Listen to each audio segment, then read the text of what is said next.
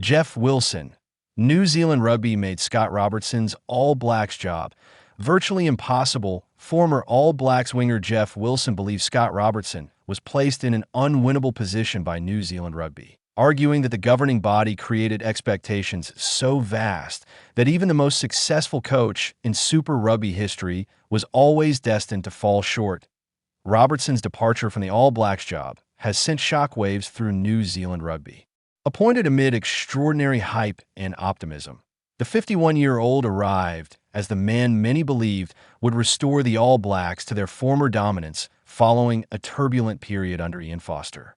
Instead, two underwhelming seasons, inconsistent performances, and reports of internal unrest culminated in New Zealand Rugby making the brutal call to move on from a coach who, not long ago, seemed untouchable. While results ultimately dictate outcomes at international level, Wilson insists the broader context around Robertson's appointment cannot be ignored. Speaking on the breakdown, the former All Blacks great suggested that New Zealand Rugby's decision to frame Robertson as a revolutionary figure, a savior for both the team and the brand, placed an unbearable weight on his shoulders before he had even taken charge of his first test. A savior narrative that became a burden. Robertson's arrival was unlike that of any previous All Blacks coach.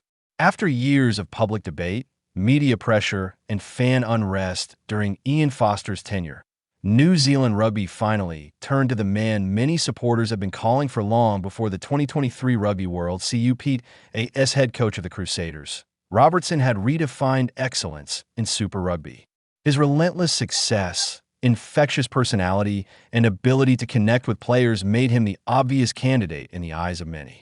When he was eventually unveiled as the next All Blacks coach, it felt less like a standard appointment and more like a coronation. That, according to Wilson, was the first major mistake. "I certainly don't think there was another choice for New Zealand Rugby," Wilson said. "But I think Razor in some ways was backed into a corner the moment he took the job." Rather than allowing Robertson to ease into the role and gradually shape the team, Wilson believes NZR chose to market his appointment as a complete reset, a dramatic break from the past that promised instant transformation both on and off the field. "They painted this as a revolution," Wilson explained. "They were rebranding the All Blacks on and off the field." This narrative raised expectations to unrealistic levels. Robertson was not only expected to deliver victories, but also to modernize the culture, reconnect with fans, open up access to players, reshape the public image of the team, and oversee commercial changes at a time when NZR itself was undergoing internal upheaval. All of a sudden, there was this pressure to deliver not just results on it, but deliver results off it, Wilson said. Opening up the doors, opening up their own platform. Off-field pressures and organizational instability. Wilson also pointed to structural issues within New Zealand Rugby that compounded the challenge Robertson faced. At the time of his appointment, NZR was already navigating commercial uncertainty, governance questions, and leadership turnover, including the absence of a head of commercial, a role that reportedly remains unfilled. These are the things the previous regime, the previous board, and the CEO decided was the path to go down, Wilson noted. They had a head of commercial, which they still haven't replaced, so they've gone down that path. For Robertson, this meant stepping into a role where he was expected to front a broader transformation of the organization, not just coach a rugby team. While modern international coaches are increasingly involved in brand and cultural leadership, the scale of expectation placed on Robertson was unprecedented in the All Blacks context. They've portrayed Razor as almost the savior, Wilson said. How hard was it for him, then, to live up to those expectations? It's virtually impossible. On-field struggles and fading momentum despite the optimism surrounding Robertson's appointment. Results failed to match the hype. The All Blacks showed flashes of improvement, but performances across 2024 and 2025 were often disjointed, inconsistent, and lacking the ruthless edge that once defined the side. Losses mounted, combinations failed to settle, and selection decisions were frequently debated.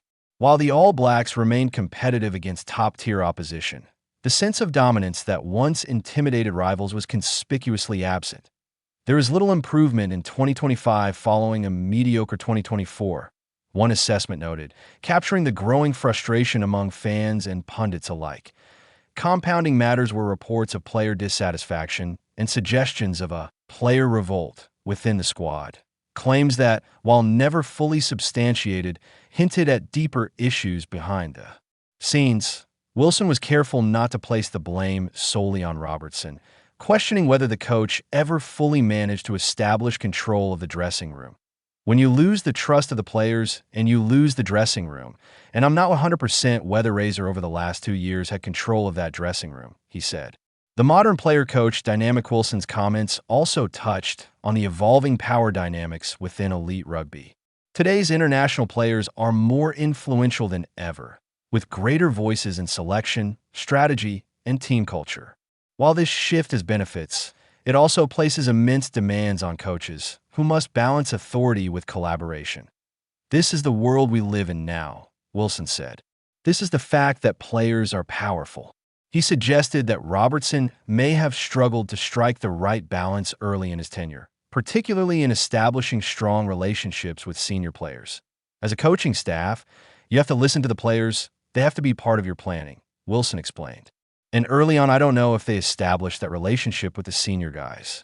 Without that foundation, momentum is difficult to build, especially in an environment as unforgiving as the All Blacks, where scrutiny is relentless and patience is scarce. From the start, it just didn't get the momentum it needed, Wilson said.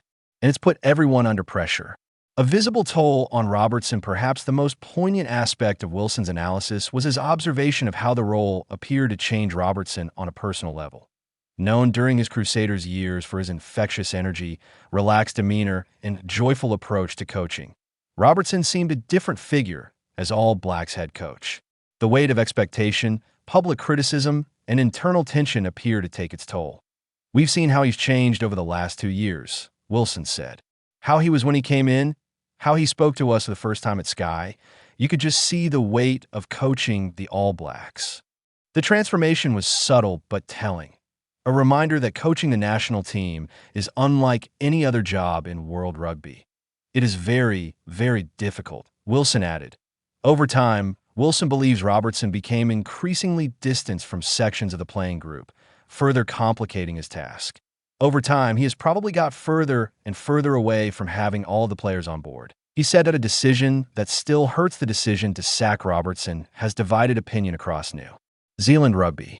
Former scrum half Justin Marshall described himself as floored by the call, branding it shocking, even while acknowledging that the boat has been leaky for a while. That phrase captures the broader sentiment. While results may not have justified long-term patience, many feel Robertson was never afforded a fair platform to succeed. Wilson stopped short of absolving Robertson of responsibility, acknowledging that coaching outcomes ultimately matter. But his central argument was clear. New Zealand Rugby's handling of the transition from Foster to Robertson set the new coach up to fail. All of those pressures, Wilson concluded, it was always going to be a challenge, and we've seen it. What next for the All Blacks? As New Zealand Rugby begins the search for yet another head coach, Wilson's comments raise uncomfortable questions. Have NZR learned from his experience? Will the next coach be granted time, stability, and realistic expectations? Or will the cycle repeat itself? The All Blacks remain one of the most powerful brands in global sport, but their aura is no longer unquestioned. Rebuilding that identity requires more than a single appointment or a marketing-driven narrative. It demands alignment between governance, players, coaches, and supporters. Scott Robertson's tenure may ultimately be remembered as a cautionary tale, not just about coaching at the highest level, but about the dangers of hype, expectation, and organizational overreach. For Jeff Wilson, the verdict is clear. Razor never had a fair shot, and in the unforgiving world of New Zealand Rugby, that may be the most damning indictment of all.